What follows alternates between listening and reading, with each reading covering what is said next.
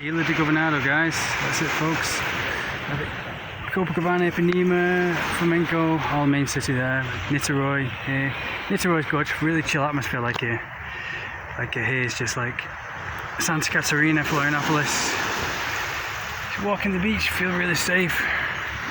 Yeah, really cool, non-touristic, so it's really cool. I'm really relaxed. Oh, it feels, look at all the clouds. Nublo. That's the word for cloud.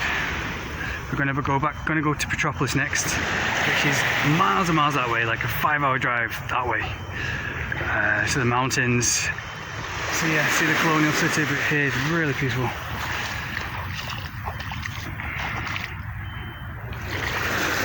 Really peaceful, really nice.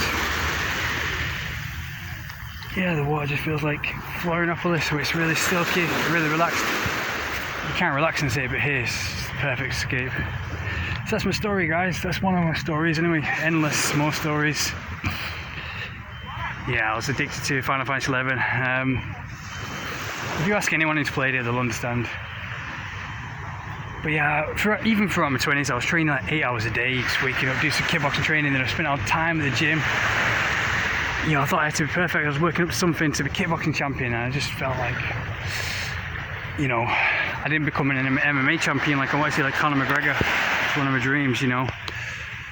That's one of my dreams. I mean, I want to do it here in Brazil, but I still might. I still have a chance. That's one of my dreams to do, one of my plans. But if I don't do it, I'll have a... Yeah, I mean, I've got to do it anyways. You know, I've got to try, give it a go, because, you know, you have the pain of, you know, I had the pain of discipline my whole life, you know. So because the reason why I love staying in Nova Iguazu, my friend there, even though it's like a little, it's like a really not a nice house, you know, really like kind of favela kind of house. I love it. I've never felt more at peace. Cause in this city centre, everyone's just like after money, everyone's stressed out, just in the competition of trying to beat everyone for sex and money or whatever. But it was really peaceful.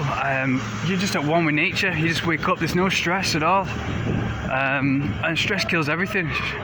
You know, the biggest killer of sex is stress, but then everyone in the city centre is chasing sex and money, and they're stressed out. So it's like the biggest contradiction ever. So yeah, if you else get a chill day like this is really nice. Like, it just feels like I'm in a suburban place in the United States. Which I'm from England, so I love going to the United States. So I feel really chill when I go to the United States and have a great time. Yeah, just Ihla Governador. Let's check out Ihla Governador. I went to a really nice supermarket yesterday called Asiento or whatever, and the supermarket was really cool. Really valeu. And yeah, it's really it was like a DIY store. It was huge. I haven't seen a supermarket like that in ages, especially in Brazil. You don't have huge supermarkets, but this one sold like peanut butter biscuits. They still eat special peanut butter biscuits, peanut butter covered in shell, and they're really delicious. And I found a huge bag of it for 20 reals. And I'm going to Petropolis soon. Not tomorrow, but the day after, Thursday. I'm going to Petropolis in 2 days, and Teresópolis, to climb these special mountains, these beautiful kind of mountains that they're shaped like huge spikes, like these huge spikes in the ground that are thousands of feet high. And but yeah, I'm going there tomorrow to climb these mountains. And I think some people climb them for like 3 days. It's like a 3-day hike. I think I'm only going to do it for 1 day, but because I'm going to go to Teresópolis. But some people hike from Petropolis through the mountains all the way to Teresópolis, and it takes like a 3-day hike, and it's like something out of Lord of the Rings. They climb through all these kind of different mountains, and they go through different climates. Like sometimes it's sunny, and at the end it's really rainy and really misty because they come to low ground or high ground that's really misty, and the clouds are covering the mountains, so they're above the clouds. So I think if I was going to do that 3-day hike, I was thinking of taking this big huge bag of Japan's amendon, which is means peanuts. like peanut butter biscuits, and I usually have it with acai, and it's absolutely perfect. I usually have a small bag, but they have a huge bag, and I can't wait. I think I'm going to buy it. It's only 20 reals, and that huge bag can last me for days.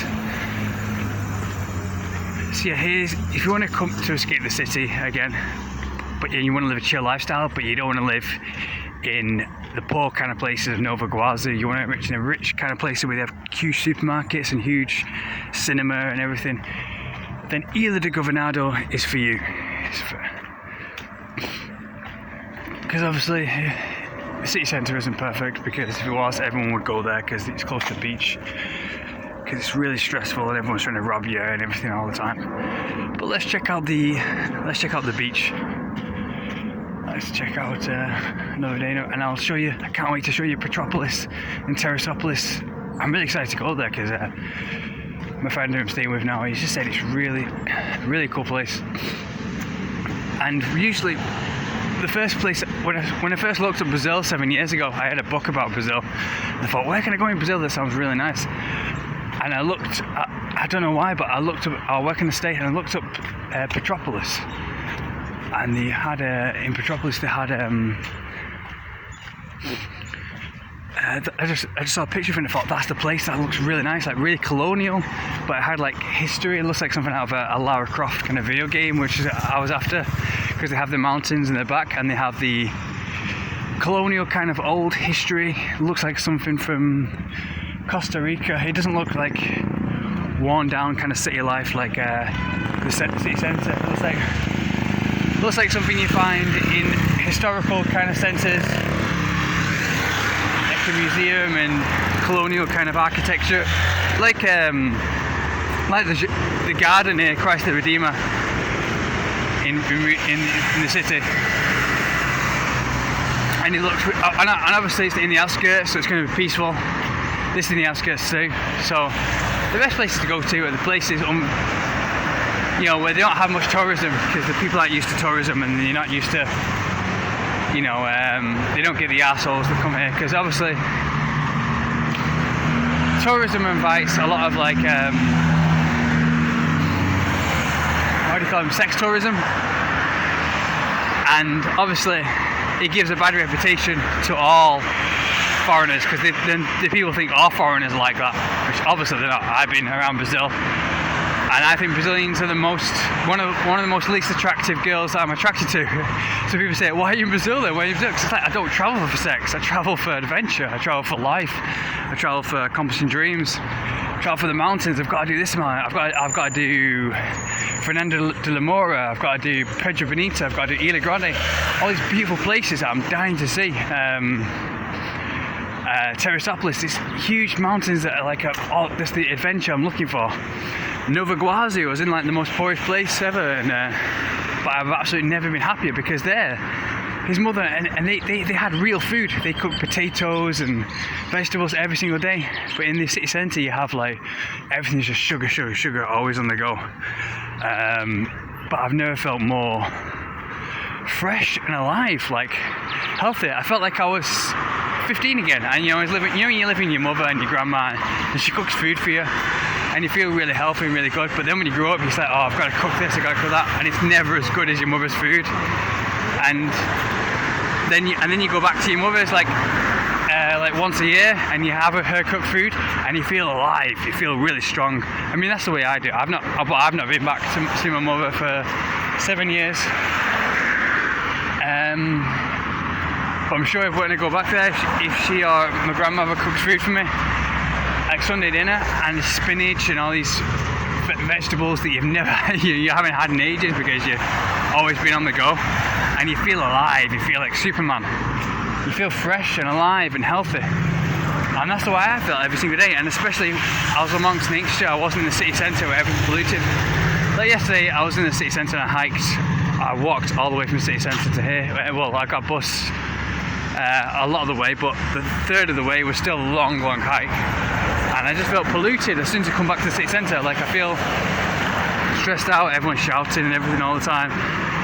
But in the city centre, you walk around with your sandals and just in Nova Guazu, in Nova Guazu, you walk around and you just walk around with bare feet, with your feet touching the grass. amongst nature. I felt like Clark Kent in Smallville, you know, like the way he's like looks really strong and really healthy. And you just forget, like, you know, when you've not eaten healthy in a long time, you forgot what it's like to actually feel human. And we have like potatoes and spinach, and she doesn't mind. She cooks for us because, you know, she enjoys cooking for us. And I thought, that's real life, really caring for people. I mean, obviously I provide the food. I want to help out in some way. I'll buy food for them, and I left them yesterday, and they said, "Oh, come back. Do you want me to come back straight away?" And I thought, aren't you sick of me?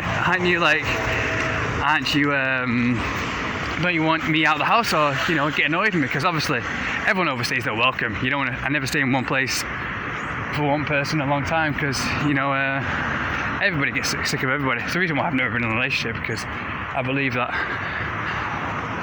We could walk through here. This is nice. I might walk on this avenue. See what's along here. I walked down there last time. But yeah, she was like, and they were like, "No, come back soon, we miss you, we want to come back." And it's like, I've been staying with you for like half a month already, come on. You want your own place, you've got to be sick of me, you want you to sleep in your own bed. Because he gave me his bed and he slept with his mother, and it was like, yeah, every single day I felt really healthy. He had like proper Sunday dinner like every single day. I've been missing home. I've been thinking, I just want to go back to England just to have Weetabix and Sunday dinner. Hey, it looks like the United States. It's like a suburb of the United States, really chill. I can hold out my phone here and I just don't feel threatened at all.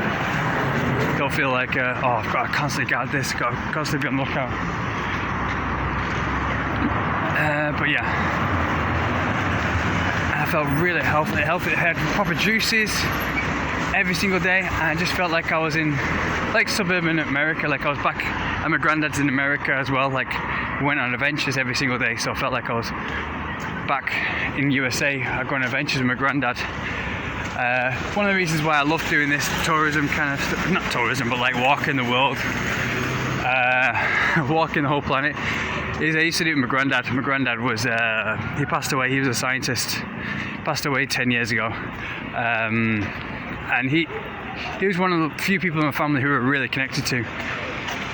And yeah, we used to, one of the last times I saw him was 2003, because he lives in the USA, and I used to go to USA every summertime, but as we grew up, as I reached like the age of 10, it kind of stopped, because we had to go our own way. I had to, you know, there's a lot of stress in me to become the next big thing, because everyone in my family is like a big icon, like a big guy, except for my dad. My dad's a really working class kind of family man. He's really respected by the local community for being just a really nice all-around guy, and everyone loves him. He works as a signalman, my dad, but my uncle was in the Marines. My other uncle he's become the president of Apple in Korea, and he's like a multi-millionaire right now, and he's kind of secretive for what he does, probably part of the Illuminati or something. He owns places all around the world, and we never get to hear from him.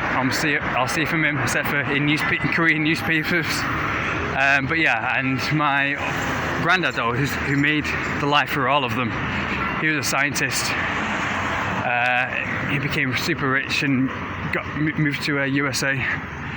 He moved from Manchester to USA. NASA wanted him to work for him, so he moved there and he bought mansions around New Jersey, New York, and every summertime we went there and had the best time. Kind of spoiled it for the best childhood you could imagine. But yeah, 2003 I went to visit him for one of the last times I ever saw him, and the last time I ever saw him was kind of upsetting. I kind of let him down, because I was supposed to become the next big thing. I was supposed to either join the military, become a pilot, or whatever, like I promised him. He said I would do in 2003. And I kind of went through the depression because I let him down. I let down my family. I dropped out of college and everything, and I felt really guilty. Really, really guilty. Went through years of that, and I still do. Still feel, and my family doesn't keep in touch with me anymore. You know, they don't write to me. My dad's side of the family anyway. They don't write to me. They don't say how I'm doing, except for my nice uncle who's in the military. because one of my biggest regrets was not joining the military. I signed up many times and I went through the stages, the fitness test to join the army. That was supposed to be my thing. I was supposed to join the army and I didn't. I wanted to go my own way. I wanted to travel the world. I didn't want to be part of it, but my biggest regret was at least not doing a year or 2 years in the military. And I let down my family, and if I could go back in time, I definitely would 100% do the army, the military. Really push myself, because that would be the adventure I'm looking for. That would be exactly what I'm looking. I'm traveling the world now, and I'm pushing myself and training every single day, walking from land to land and hiking, and I starve myself. I eat once every 24 hours, and every single day I push my body and limitations, walk from land to land and traveling the world, and helping others and buying food for others, and just, but yeah, I let them down. I let down my whole family, and I really sometimes, just come over me and think about it. And but yeah, I try to just imagine it's just the past though now. So yeah, there is still this huge responsibility. I've got to do something, be something. So that's where all my energy goes. And that's where. So yeah, but my work has cut my pay by about a third. So that's why I'm doing couch surfing right now. Yeah, so there's a kind of guilt, and sorry I let my family down, but yeah, I still, that's why I push myself so much. I used to train 8 hours a day, every single day. I really wanted to be Bruce Lee. Bruce Lee was like my hero when I was a teenager, when I was 15, when I was from 15 to like the age of 25 or whatever, like 10 years. I just trained for like 8 hours straight, every single day.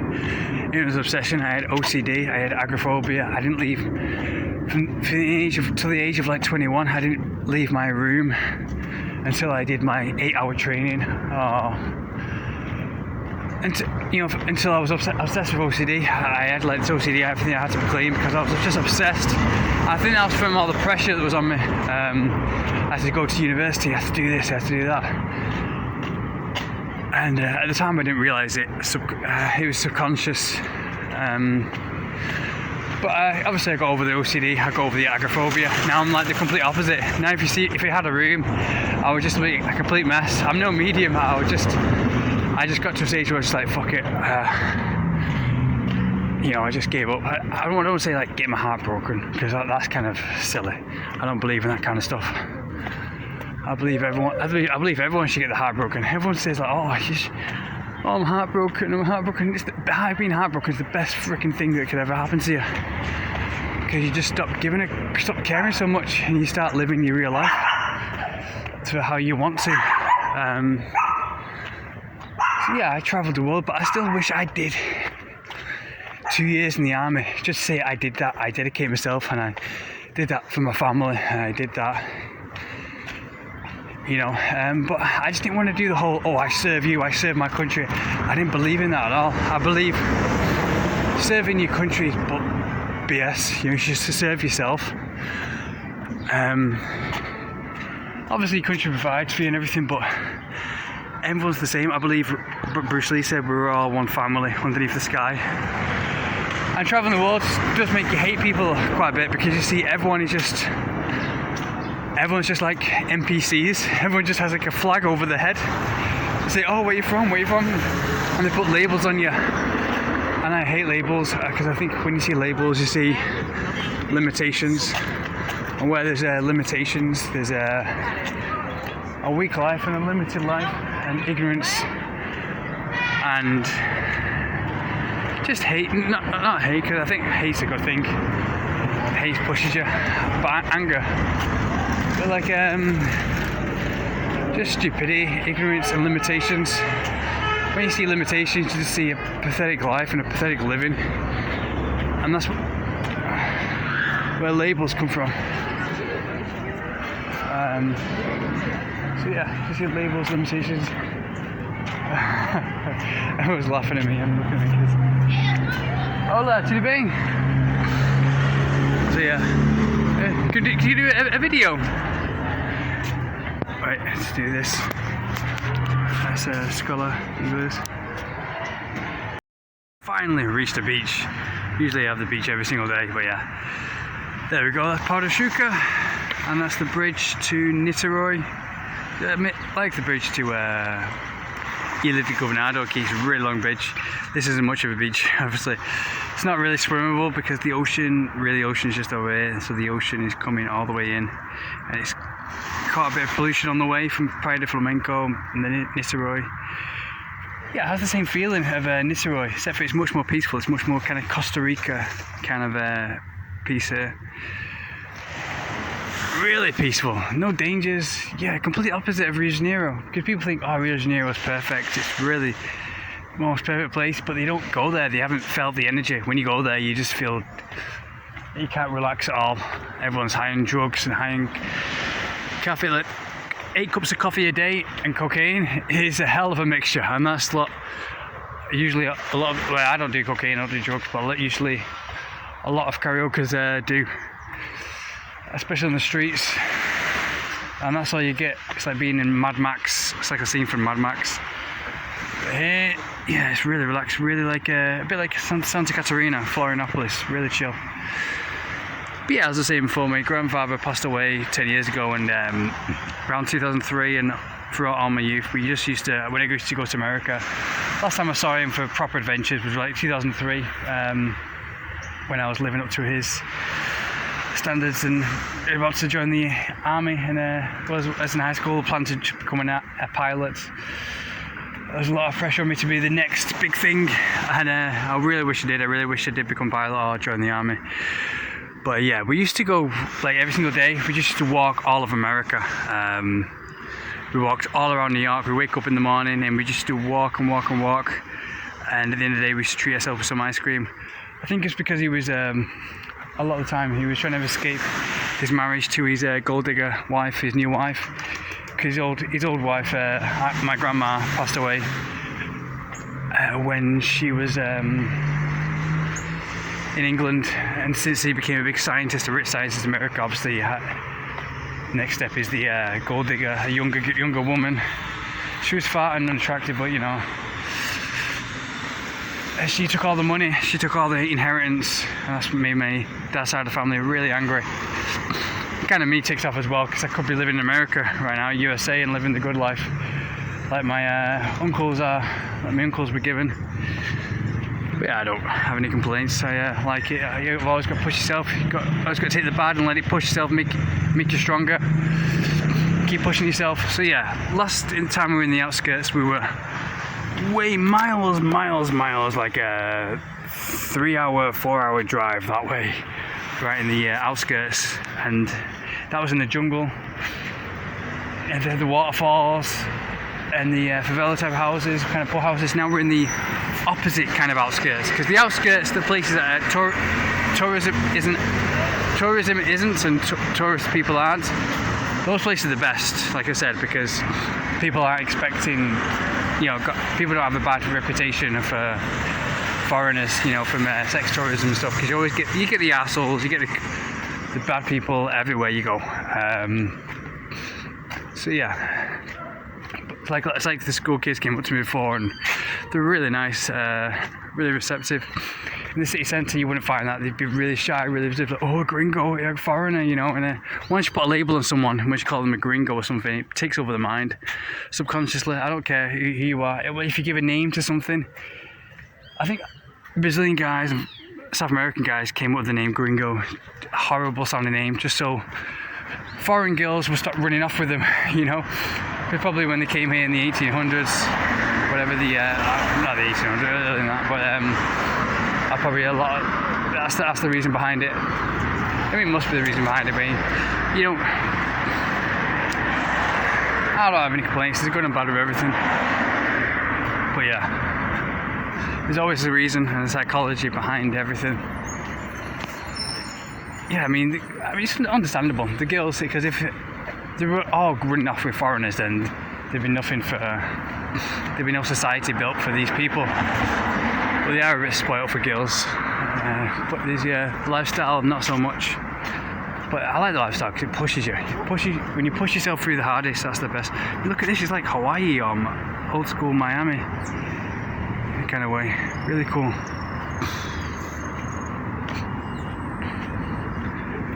Let's have a look at that statue. I thought that was a woman sitting down.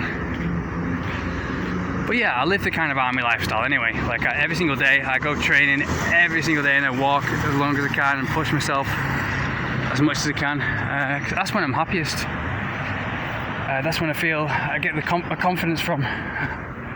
We all have insecurities. People usually do drugs, alcohol, or cover it up with to give them a boost. Yeah, this water isn't swimmable. It's probably a bit polluted like Botafogo. Well, probably worse than Botafogo. Botafogo is in the main city centre. But yeah, I felt kind of guilty. I really wish I joined the army, but I ever lived the kind of army lifestyle. Probably even more so. Like I pushed myself. Like I used to train 8 hours a day from the age of like 17 onwards. I was obsessed with Bruce Lee. I used to train 8 hours a day for like 10 years. And wow, this is really lush. Yeah, it looks like Italy, some kind of European kind of town. That's why it's really chill here, especially in the rain and it's overcast. Yeah, I wouldn't swim this water, but it's a good place to just. It reminds me a bit of Florianopolis with the seaside towns, and it's really nice. But yeah, I do live like I trained 8 hours a day when I was obsessed with Bruce Lee. So I thought, oh, I've got to be like Bruce Lee. I don't know why. Like I said before, my OCD and my agoraphobia probably led me to that. Okay, I hope this doesn't break, this bridge, this boardwalk. But yeah, I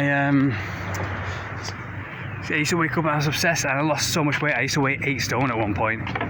I was like stick thin and I was really weak. I fainted for quite a few times in my youth because I was just lightheaded. I was training all the time, every waking second, from the moment I woke up to the moment I went to bed. My family was worried about me. I wasn't listening to them, of course, and they couldn't tell me because I was just obsessed. Training kickboxing all the time. I wasn't doing much weight training and I wasn't eating much protein. I thought, oh, I've got to eat fruits, I've got to eat veg. But yeah, I wasn't sustaining myself. I weighed about 8 stone at one point, like when I was 18. But since then I took the pedal off a bit, but I still trained 8 hours a day. I was obsessed with training, like a lot of young people are these days. But yeah, I wanted to be Bruce Lee, and just that was my dream. And I really wish I could go back and I could just join the army, just take the pedal off a bit, and not be so much in my head. But be like the next big martial arts superstar and all this kind of stuff. I really wish I joined the army, because it's going to lead you to whatever anyway. Yeah, you have tons of time in your youth, but I wish I did about 2 years or something in the army. But yeah, it was really tough. Like my whole youth was just sacrificed, just training, and it kind of wasted a bit. But it was kind of put in my blood. Like now, I just think about training and like Bruce Lee and all that kind of stuff, and going to the beach and training. Now I train like at least an hour every day. But back then it was just kickboxing training all the time, and it was in my blood. It was like OCD. It's like I had to do it. It was like I've got to wake up. It's not something like, oh, I feel like going training today. It's like I have to do it. It's in my brain. Like if I don't do it, then I won't feel secure in myself. I won't feel confident. I couldn't face things. But yeah, my OCD and my agoraphobia from being shy. I went to an all-boys school, so I didn't speak to girls till I was like the age of 21. Was when I finally experienced life. I went to an all-boys school, and then I went to college, and then throughout college I was just so nervous around girls, so I didn't speak to them at all. So by the age of 21, when my youth is almost over, I think your youth is like until you're about 50 these days, but yeah, back then, I mean, like my real teenage youth, I didn't speak to any girls at all. I was just training. 8 hours a day, and OCD and agoraphobia led me to be indoors all the time. Obviously, that stemmed from, I didn't know what that was, but obviously that stemmed from not having sex, not having any female girlfriends or anything. But yeah, I've never had a girlfriend. Don't feel sorry for me. I'm not. I don't feel bad about it. I like my life. I get to travel the world and I get to experience things, get to eat good food, and yeah, I'm gonna do some training now. But yeah, you have these things everywhere in Brazil. This is why everyone is probably so ripped, because they just walk from place to place and enjoy a good lifestyle, enjoy adventures, have nature, and they just do some chin-ups and pull-ups in the sun. I haven't stepped inside a gym for years because I don't like gyms. I don't like the feeling of them. I work out outdoors here. But yeah, and my agoraphobia, the OCD led to agoraphobia, and the agoraphobia just made me like keep everything straight. Everything's got to be perfect. Everything's got to be straight and right. And I couldn't see that. I wish someone just came up to me and just said, "You need to get laid. You just need to get laid. You're having sex," but people were just too shy to tell me that, because people benefited from it. The doctors benefited from it. The psychologists benefited from it, because everything's a job. I wish I should come out and just say, "You just need to get laid. You just need to speak to girls," and it's all stemmed from frustration. You're just frustrated, so you spend all the energy, make everything perfect. Everything had to be in line. I had to keep everything super clean. And for what? Nothing used to happen at the end of the day. I used to leave the house for like 5 seconds. Like sometimes I left the house for like 5 seconds a week. And like 2008 and 2009, it got really worse. I was just obsessed with this computer game and played Final Fantasy 11, this online game, for ages throughout all my life, because the OCD and the agoraphobia just caved in. I just thought, I'll just give up. I'll just play this game for like 2 years. So 2 years of my life, another 2 years of my life went down the drain. And I wish I could someone could just say, just fuck it, just fuck it, because now I'm the complete opposite. I don't have any OCD at all. Like, I sleep a lot.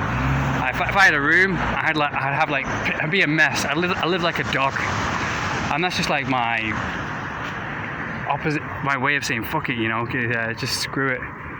I don't think I have an ounce of OCD or agoraphobia. If I have to go outside, I go outside in my underwear. I can walk around in barefoot and just wear nothing like in Rio de Janeiro. I walk around in my underwear. And that's just my way of just saying fuck it, because all this frustration and bullshit and everything, it's all stemmed from internet and all this paranoia and everything. Just things getting worse. But yeah, it's just I didn't have any turning point where I just said, "Oh fuck it," and then just got over my OCD and agoraphobia. It's just like a gradual, subconscious unrealization that it happened. I think I gave up this video game, this Final Fantasy 11 online MMO game. I love that game because it was how real life should be, how I pictured real life should be. It's about, in the video game, if you played it, it's like, if you ask anyone, it's like, I've never tried cocaine, but it's like, people say it's like crack cocaine. It's like the most addictive video game ever, because before then I was just obsessed with training, and it just took over, and the OCD and agoraphobia, just thought I had depression. I dropped out of college and I really let my family down because I was supposed to be the next big thing, and all the pressure, I just caved in and just thought I need a year just to myself, just think about what I want to do in life. And I played Final Fantasy 11, and the game took over my life. It was just how I pictured real life should be. Not all these consumers and people going to jobs and just chasing money, and I just figured, what's the point? Everyone's just chasing money, everyone's just being a robot. And Final Fantasy 11 just being warriors, like traveling the world, meeting people, traveling the world, and defeating monsters and all that kind of stuff. And like the medieval days and the warrior Viking days. That's how I wanted to live real life. That's how I wanted life to be. And Final Fantasy 11 was like that. That's how I pictured life would be. And I was kind of happy because the game was amazing. I met great people on the game, and yeah, I had no idea about online games, and it just blew me away at the time. I didn't play many computer games because that's the only game I played, so it kind of blew me away. I'm not a big game. I don't play a lot of video games. So when I played that, it blew me away. The whole online thing that I could speak to people. But yeah, anyway, so this is me. This is why I'm living life now. I'm trying to make up for all my lost youth, being deluded and frustrated, and wish someone could just came up to me to say, just fuck it, just get laid, That may be my legs for today. Right guys, I just got some free popcorn. That's a good way to do it. I love Subway but they don't have tuna. I really need tuna. They don't have tuna in Brazil. I'm dying for some tuna Subway that they have in England. which seems really healthy. But yeah, I just got some free popcorn. A way to get free popcorn is I walked into an English school, not this one, just down there in Ihla Governador, because everyone's so kind to him. And I walked in an English school asking for a job, and I walked out, and I think he thought I was an English teacher, so he just said, he just gave me some popcorn straight in my hand, this popcorn maker, and he just said, he said pay me tomorrow in Portuguese, but I didn't quite understand, so I just walked off with it. I said muito obrigado, but then I realised